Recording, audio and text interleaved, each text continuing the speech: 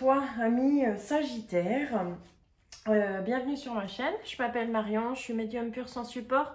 Je te propose aujourd'hui une lecture intuitive du tarot pour balayer un petit peu ton année 2023 dans les divers domaines de ta vie.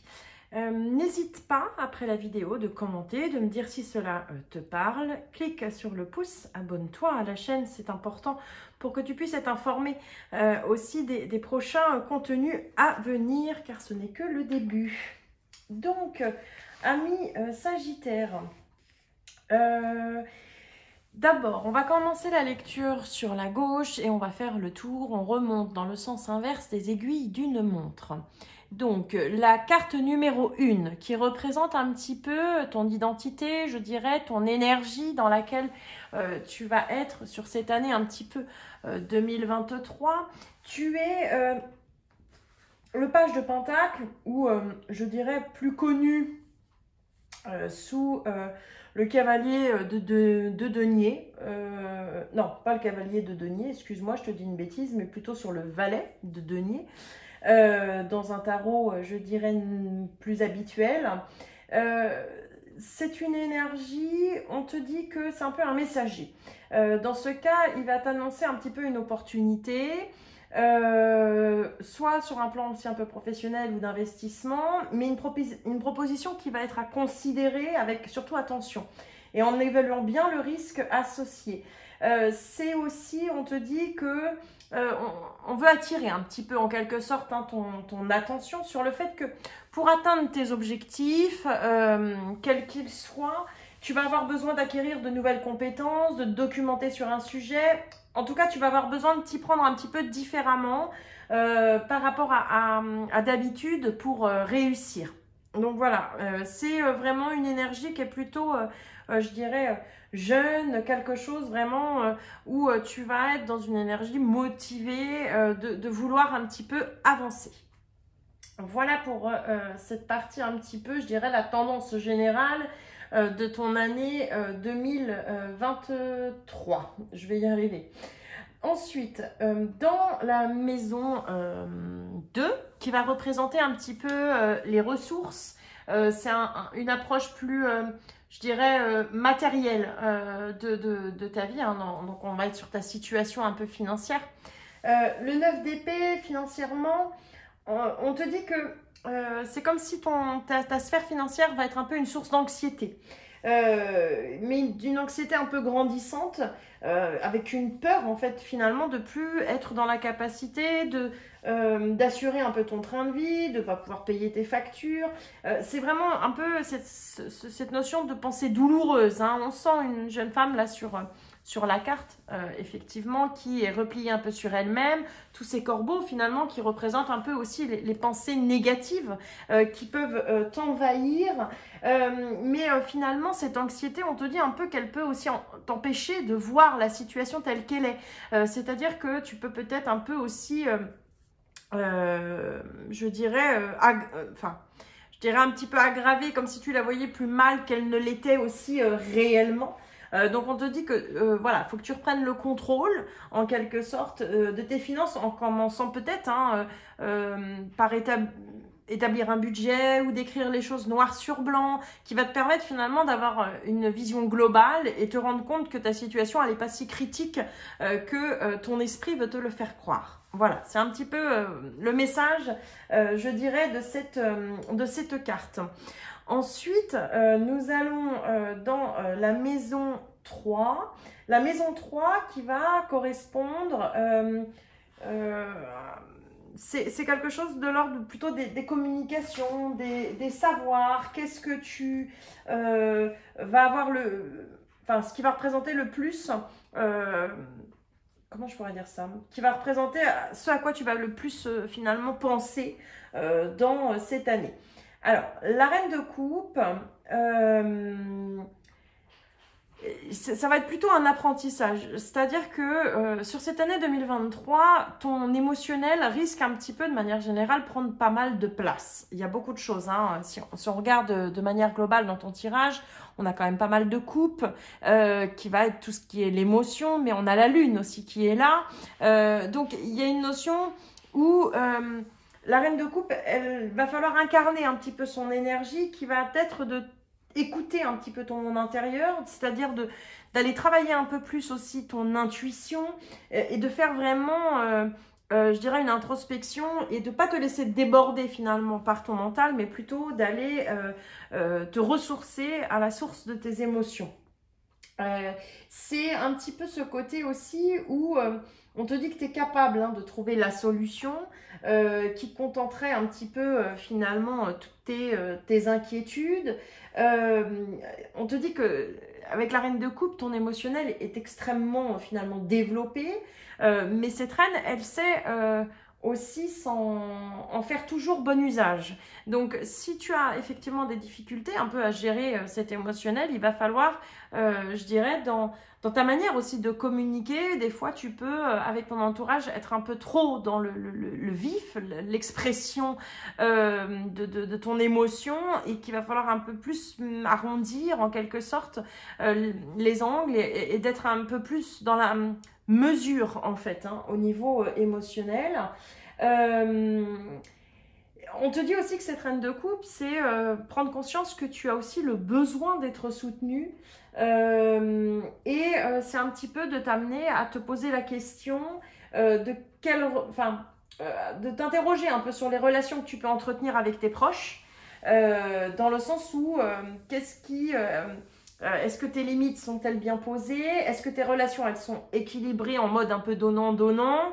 Et c'est un peu voilà, ton bien-être émotionnel qui doit être une priorité sur cette année, je dirais 2023 pour toi, Sagittaire. Voilà. Ensuite, nous allons aller dans la maison 4. La maison 4 qui parle plus de tout ce qui va être le foyer, je dirais la vie familiale, un petit peu le lieu de vie aussi. C'est un petit peu tout ça qui va être représenté. Donc là, il s'appelle effectivement sur ce tarot le gardien du sacré, mais c'est la carte numéro 5, donc dans le tarot qui est plus connu sous le nom du pape. Le pape, il va te dire que c'est un peu la force organisatrice, le garant des règles qui régit un peu la société. D'où ce gardien du sacré.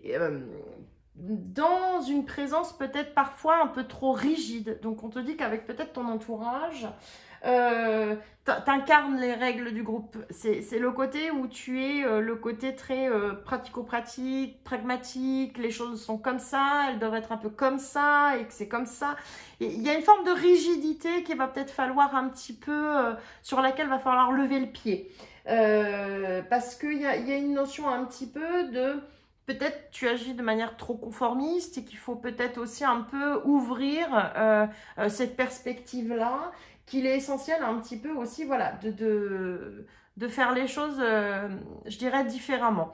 De manière plus tangible, on va dire, le pape peut annoncer en termes de foyer, famille, un engagement au niveau marital, un pax, quelque chose un petit peu de cet ordre-là aussi, comme on est sur le foyer, la famille, où tu peux être invité à un mariage, à un événement, en tout cas, une cérémonie, un petit peu en quelque sorte, je dirais, ou religieuse, un baptême, un événement. En tout cas, il y a cette notion-là sur 2023. Voilà. Ensuite, dans la maison 5 qui va représenter un peu ce à quoi tu vas donner naissance sur cette année 2023. Tu as la carte de la Lune. Alors la Lune, c'est vrai que c'est une carte qui est assez ambivalente puisqu'on est vraiment dans la caractéristique aussi de tes émotions. Donc on en revient un petit peu à cette reine de coupe là qu'il va falloir un petit peu que tu incarnes dans ta manière d'être.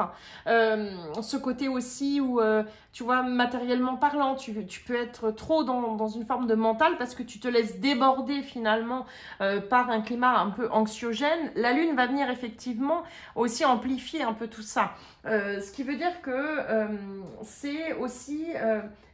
elle est là, la Lune, pour t'indiquer que les choses ne sont pas réellement ce qu'elles semblent être. C'est-à-dire que tu peux aussi amplifier des fois la gravité de certaines choses parce que c'est ton émotionnel qui a pris le dessus et tu peux être un petit peu, je dirais, dépassé. La Lune, elle va venir questionner un peu ta façon de voir les choses. Est-ce que c'est vraiment si rose? Est-ce que c'est vraiment si noir? Est-ce que... il faut mettre un peu plus de nuances, comme je le dis. Donc, en tout cas, on te dit qu'il va être impératif d'ouvrir tes yeux sur la réalité, de prendre garde aussi un peu à ce qui fausse finalement ton raisonnement et ton appréciation des choses. Donc, ça peut passer aussi par peut-être faire un peu plus de travail sur ton ancrage, par de la méditation, des pratiques un peu intuitives qui peuvent être de précieux pour moi alliés, vraiment, parce que l'énergie de la lune, elle est quand même assez anxiogène. Donc, comme tu vas avoir déjà aussi un niveau un peu d'anxiété par moment sur cette année, il faut que tu arrives à compenser finalement de pas te laisser déborder, parce que c'est vrai que la lune peut aller mettre en lumière aussi des émotions plus ou moins douloureuses. Il y a cette notion de souvenirs un peu qui refont surface, des réminiscences de passé. Donc il va falloir faire un petit peu le tri dans tout ça, parce que finalement cette anxiété, tout stress peut aussi, va amener des blocages dans ton cheminement. Donc il va falloir vraiment aller travailler sur le lâcher prise autant que possible et d'intégrer aussi en fait ce que tu as pu vivre dans le passé de manière de les intégrer à toi. C'est ce qui font ce que tu es, je dirais, aujourd'hui. Donc ça met aussi, je dirais, en exergue un petit peu que tous tes domaines de vie, c'est-à-dire que tu peux avoir cette sensation sur 2023 un petit peu de passer par des phases de brouillard, de ne pas savoir trop où t'en es, que ce soit dans ta relation de couple, dans ta mission de vie, dans ton côté professionnel. Il va y avoir encore cette notion un peu de, je dirais, d'hésitation, de doute, un peu, voilà, on avance tout simplement un peu dans le noir, quoi. Voilà. Ensuite, on va avoir la maison 6, la maison 6 qui va représenter un petit peu les habitudes, ce qui peut peser de manière positive ou négative sur ton état de bien-être et sur ta santé. Ça peut te donner des conseils. Donc là, le cavalier de coupe, il va être plus là pour effectivement t'apporter, je dirais, des conseils. Parce que le cavalier de coupe, c'est pareil, on en revient à quelqu'un qui écoute son cœur, qui avance en écoutant vraiment son cœur, sa petite voix intérieure, et qui va se laisser guider.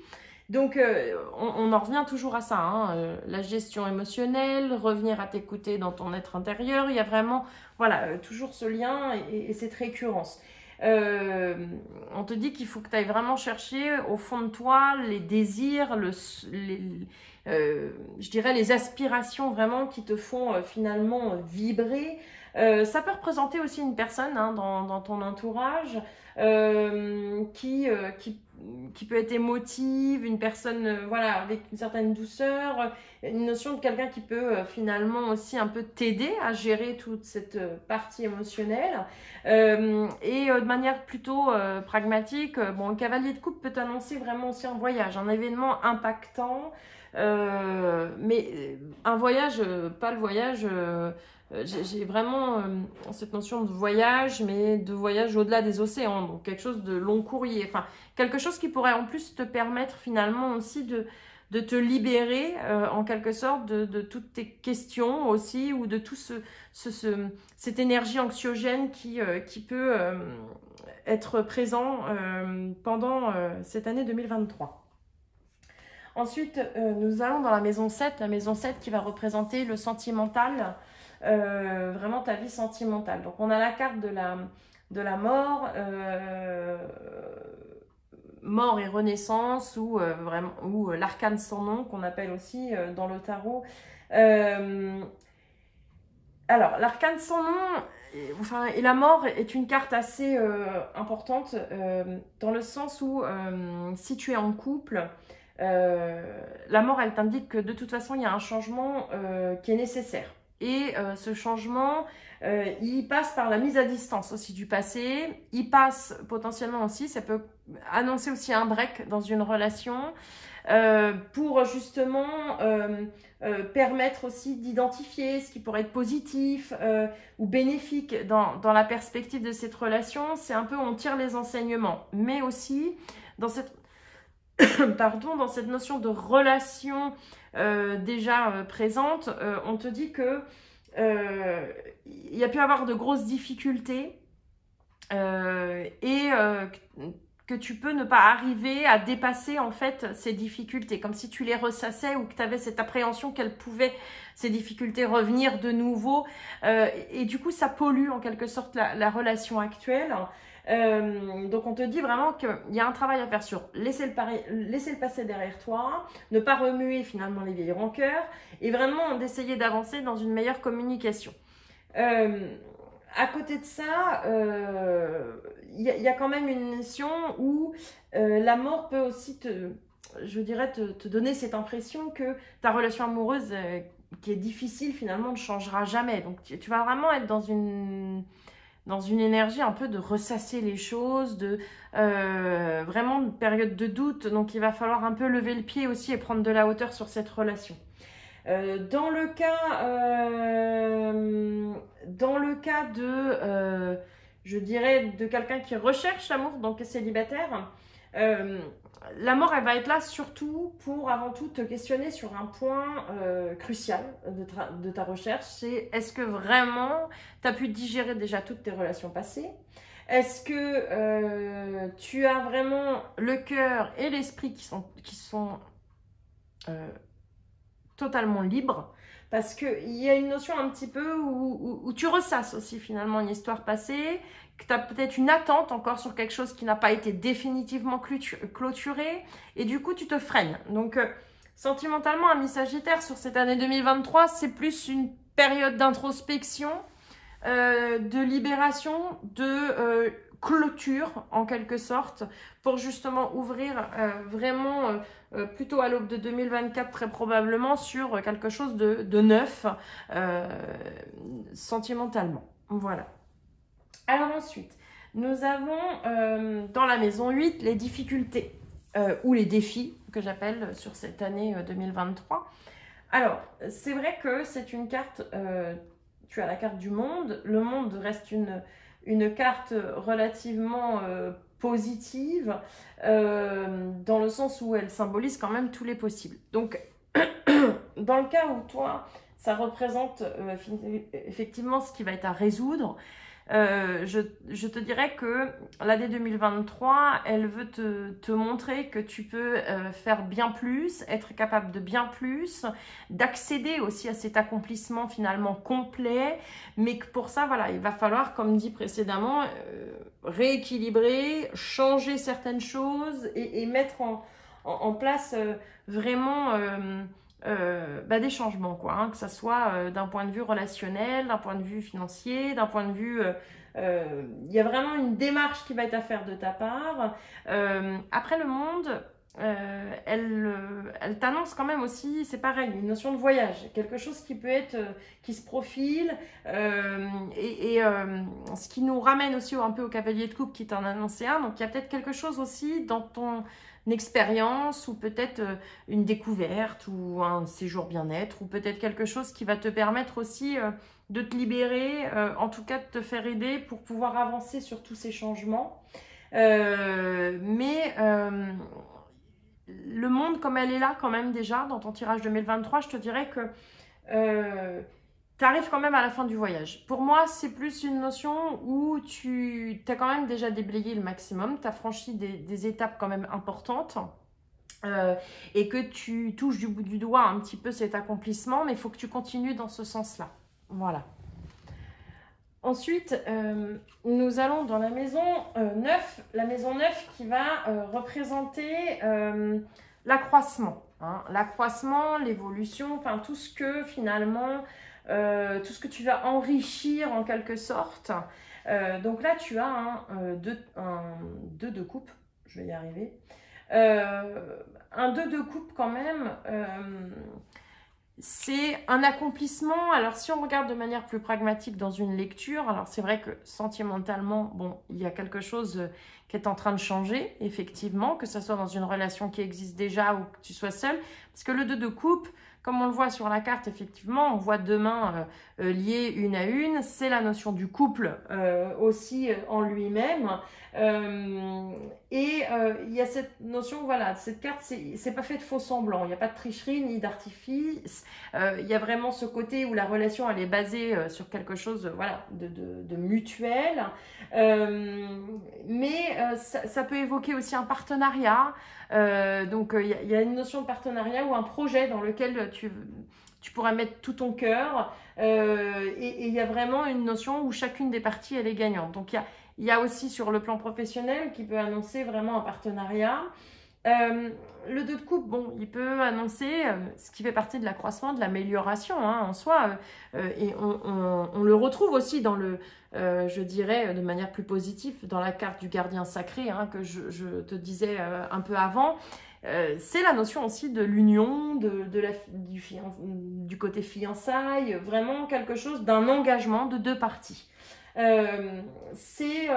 En tout cas, c'est vraiment cette notion où je sens une énergie, si tu veux, sur ton année 2023 assez,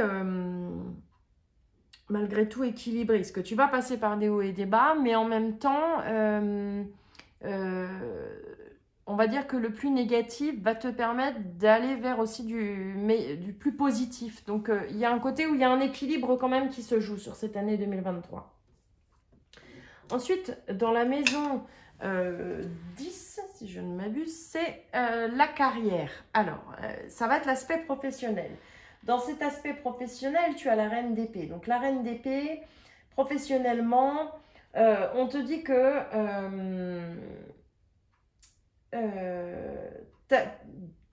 tu as les qualités finalement dont tu as besoin pour réussir. On te dit de revoir potentiellement aussi tous tes objectifs professionnels que tu poursuis. Et il y a une notion aussi un petit peu de cette recherche d'équilibre entre vie professionnelle, vie personnelle. Il y a une notion que ton travail aussi actuellement, il peut te mettre un peu en difficulté. Tu te retrouves un petit peu dans des choses que potentiellement, ou dans des conflits, ou dans une situation qui finalement tu sais pas trop comment te positionner. Il y a une notion, voilà, tu peux effectivement aussi faire entendre ta voix au niveau professionnel.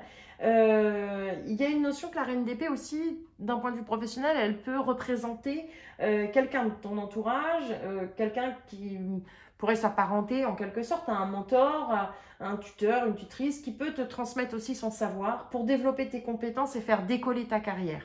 On en revient à la première carte qui te disait que de toute façon, il faut que tu nourrisses de nouvelles compétences aussi professionnellement pour pouvoir avancer. Donc, il y a une notion quand même de quelqu'un qui, je dirais, te supervise, te donne l'opportunité aussi d'avancer. On te dit que, par contre, cette relation professionnelle, elle peut, c'est pas tous les jours c'est pas tous les jours au beau fixe. Et peut-être qu'émotionnellement aussi, vous n'êtes pas du tout sur la même longueur d'onde. Donc, c'est quelqu'un que tu peux voir comme quelqu'un de carriériste ou qui est très dans le matériel. Mais en même temps, tu respectes en fait son travail, son succès. Et en même temps, on te dit que c'est quelqu'un qui peut t'amener des conseils quand même juste pour ta propre évolution. Voilà. Enfin, on va être dans la maison 11. La maison 11 qui représente, je dirais, tout ce qui va être ta vie sociale, amicale. On a une carte, donc le 2 de bâton. Le 2 de bâton, alors ce qui est assez particulier, c'est que ça reparle un peu de voyage aussi. Donc, peut-être un voyage entre amis ou finalement que tu vas te lancer parce que ça fait quand même 3 cartes qui t'annoncent. Il y a un voyage quand même qui est important pour toi, qui va être à faire sur cette année 2023. Aller vers de nouveaux horizons pour créer aussi, ouvrir. Il y a une notion que socialement, tu peux aussi avoir de nouvelles personnes pour moi qui rentrent dans ta vie et qui vont te permettre finalement de poursuivre cette avancée dans ta vie de manière générale. Et enfin, on va avoir la maison 12. Alors, la maison 12 qui va représenter, je dirais, le côté un peu inconscient, c'est le côté secret, ce qui est, je dirais, caché un peu sous le tapis. Ce qui est très intéressant, comme sur la carte, hein, on voit une femme qui part et qui laisse la coupe derrière. Et le 8 de coupe, il est là, on te dit, ouais, finalement, elle va te permettre de laisser le passé derrière toi et d'avancer vers la prochaine étape. C'est que on te dit que tu es prête à lâcher prise. Finalement, c'est une aspiration que tu as, hein, de ne plus vouloir traîner tes casseroles, même si jusqu'à maintenant, tu as pu avoir cette tendance à toujours les emmener avec toi. Et on te dit quand même que finalement, tu vas avoir cette capacité à te libérer de tout ce passé. Donc, je pense que la mise à mal, on va dire entre guillemets, hein, de tout cet aspect émotionnel sur cette année 2023 va te permettre de définitivement tirer un trait sur ce passé qui est peut-être trop lourd aujourd'hui. Donc, parce que le 8 de coupe met aussi en lumière qu'aujourd'hui subsiste quand même un certain mal-être, une insatisfaction, qu'il y a quelque chose dans ta vie qui ne va pas ou qui finalement ne te convient plus, que c'est lourd, mais que tu as pu avoir cette sensation de ne pas savoir par où prendre le problème, que tu as trop donné, que tu as trop attendu, et que à un moment donné, bah, c'est un peu le ras-le-bol. C'est devenu une déception trop lourde aussi un peu à porter, et que finalement tu préfères prendre tes distances et laisser la coupe derrière. Mais en même temps, quand on la voit sur la carte, on voit le soleil au loin. Donc elle va dans un horizon qui est beaucoup plus aussi lumineux. Voilà, mes Sagittaires. Alors, j'espère que ce tirage t'aura parlé. N'hésite pas à le commenter en dessous de la vidéo. Et je te souhaite une très belle année 2023.